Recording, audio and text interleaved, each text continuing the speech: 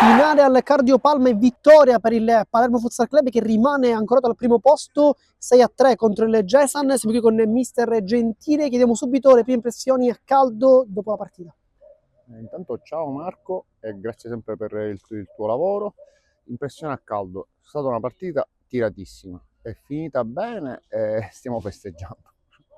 Adesso questa vittoria quanto può essere importante per la classifica, anche e soprattutto in relazione delle prossime gare che poi vedranno impegnate in campo?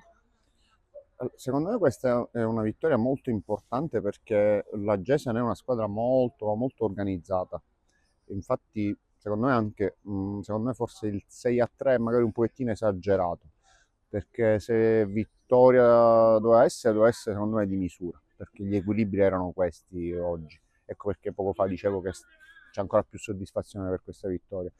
Quindi, ritornando alla tua domanda, la reputo una vittoria importante perché secondo me la Gesen leverà tanti punti alle nostre antagoniste. Infatti, proprio rimanendo alla Gesan, gli acquisti di Monteone e Parrino hanno fatto la differenza in campo. Quanti punti potranno rubacchiare un po' anche alle contendenti per i primi posti? Questi due innesti sono due elementi molto validi, sono di categoria superiore e si è visto in campo.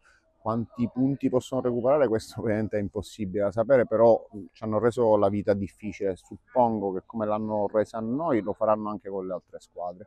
Ora parliamo un po' dei cambi, perché ci sono stati due cambi abbastanza interessanti. Prima di Chiara, poi Franco, entrambi in gol, poi l'abbraccio con te. Cosa gli hai detto prima di entrare? No, non gli ho detto niente in particolare.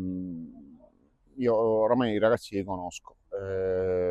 Devo soltanto capire chi è in forma nella giornata. Quindi do diciamo, un primo spazio a tutti e poi il secondo tempo chi ha meritato di più finisce la partita. Questo è Adesso, bene o male la politica. adesso invece diamo uno sguardo alla prossima sfida contro il Giudecca, trasferta complicata, non bisogna mai sottovalutarla, mancherà Capitan Vito La Fiura, come la preparerete? E allora, la prepareremo esattamente come questa, perché siamo in una situazione che per noi ogni partita potrebbe essere determinante, è come se fosse una finale. Quindi non si fanno tanti calcoli, questa la pareggiamo, questa la possiamo perdere. Si giocano tutte le partite per vincere.